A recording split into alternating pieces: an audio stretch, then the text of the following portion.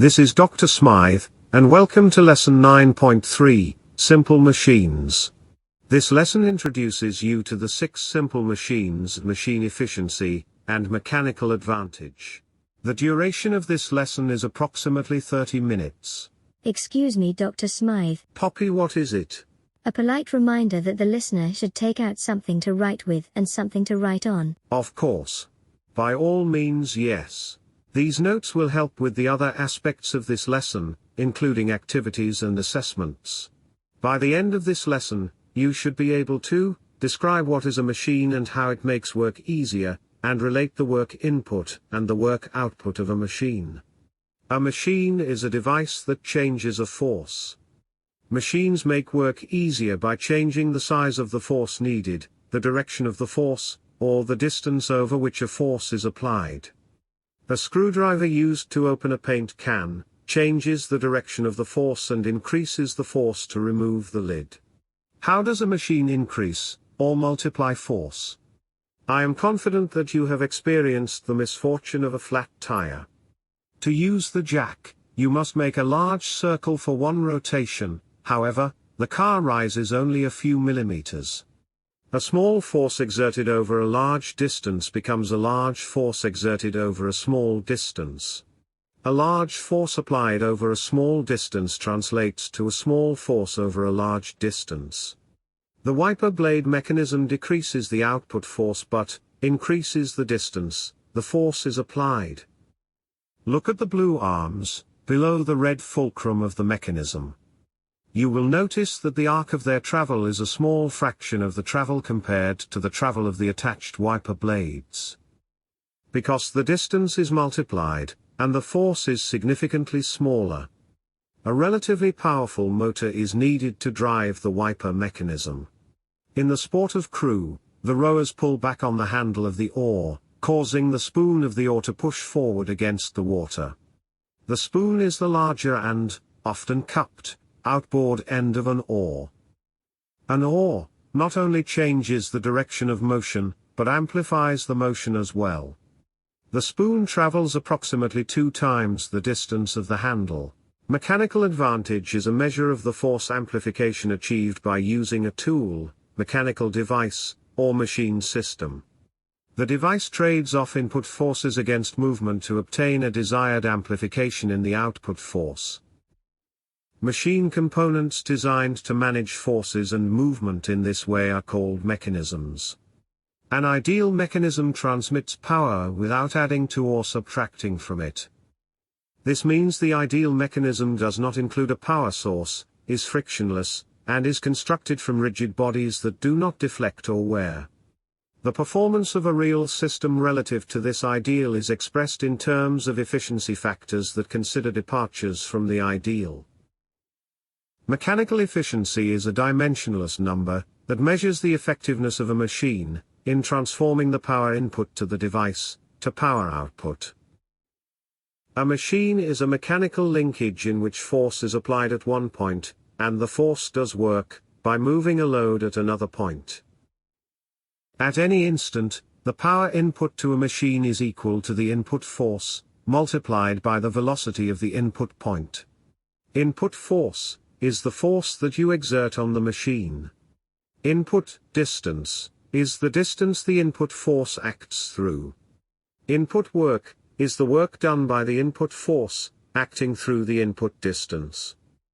For an oar, the input force is the force exerted on the handle, and the input distance is the distance the handle moves. The work input is the work done to move the handle. Because of friction, the work done on a machine never equals the work done by the machine itself.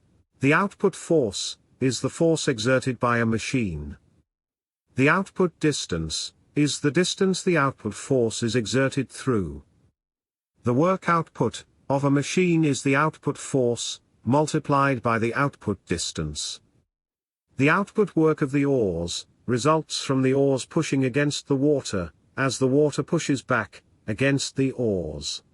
Although nearly equal, the output work is less than the input work because of friction. All machines use some amount of input work to overcome friction. Let us now turn our attention to the simple machines themselves. There are 6 types of simple machines: the wedge, the inclined plane, the lever, the pulley, the screw, finally, the wheel and axle. Looking to the right of your screen, you can see an example of each machine. We will invest a significant amount of time exploring each of these simple machines. We will begin with the lever. A lever is a rigid bar that is free to move on a fixed point. The fixed point is the fulcrum. The effort arm of a lever is the distance between the input force and the fulcrum. An effort is what you must make in order to operate a lever. This arm is also called the input arm. The resistance arm is the distance between the output force and the fulcrum. The opposite side of the lever, sometimes referred to as the output arm. Levers are classified into 3 categories based on the locations of the input force, the output force, and the fulcrum. First-class levers. The fulcrum of a first-class lever is always located between the input force and the output force. Depending on the fulcrum position, the mechanical advantage can be greater than 1, equal to 1, or less than 1. The screwdriver that you use to remove the lid from a can of paint is an example of a first-class lever. Second-class levers. With the second-class lever, the output force is located between the input force and the fulcrum. An example of the second-class lever is the wheelbarrow, which has its output force located between the input force and the fulcrum. Third-class levers. The input force of a third-class lever is located between the fulcrum and the output force. The output distance over which the third-class lever exerts its force is larger than the input distance. For an example of a third-class lever, you need to look no further than your forearm. When you engage your bicep to lift an object, your forearm acts as a third-class lever. Your elbow acts as the fulcrum, your hand carries the load, and the force is applied by your bicep just above the elbow. The wheel and axle. A wheel and axle is a simple machine that consists of 2 discs or cylinders, each with a different radius. The outer, or larger, disc is the wheel, and the inner, smaller, cylinder is the axle. The wheel and the axle rotate together as a unit. To calculate the ideal mechanical advantage of the wheel and axle, divide the radius, or diameter, where the input force is exerted by, the radius or diameter, where the output force is exerted. The inclined plane. An inclined plane is a slanted surface along which a force moves an object to a different elevation. The distance traveled is the input distance. The change in height of the ramp is its output distance. The mechanical advantage of an inclined plane is greater than 1. The ideal mechanical advantage of an inclined plane is the distance along the inclined plane divided by its change in height. The wedge. A wedge is a V-shaped object, whose sides are 2 inclined planes sloped toward each other. A wedge has a mechanical advantage greater than 1. A thin wedge of a given length has a greater ideal mechanical advantage than a thick wedge of the same length.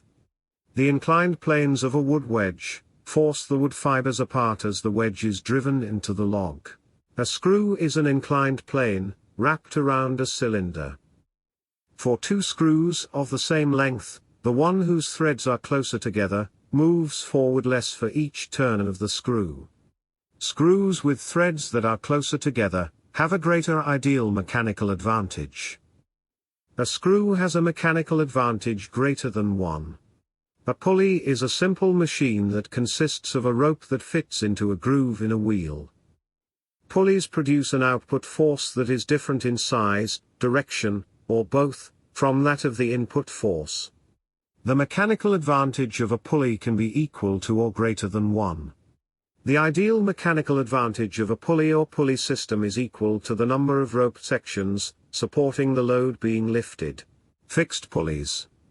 A fixed pulley is a wheel attached in a fixed location. The direction of the exerted force is changed by a fixed pulley, but the size of the force is not. The ideal mechanical advantage of a fixed pulley is always 1. Movable pulleys. A movable pulley is attached to the object being moved rather than to a fixed location. Movable pulleys change both the direction and the size of the input force. Both sections of the rope pull up with the same force. The movable pulley has a mechanical advantage of 2. A large mechanical advantage can be achieved by combining fixed and movable pulleys into a pulley system. Pulley systems are made up of both fixed and movable pulleys. The mechanical advantage depends on how the pulleys are arranged. The ideal mechanical advantage of a pulley system is equal to the number of rope sections supporting the load being lifted. A compound machine is a combination of 2 or more simple machines that operate together. Most of the machines you use are compound machines. For example, the edges of a pair of scissors are sharpened like wedges. The blades and the handles function as levers. Almost everything we use is a compound machine that contains a few or, perhaps, thousands of simple machines. By now, you should be able to describe what is a machine and how it makes work easier, and relate the work input to a machine to the work output of a machine.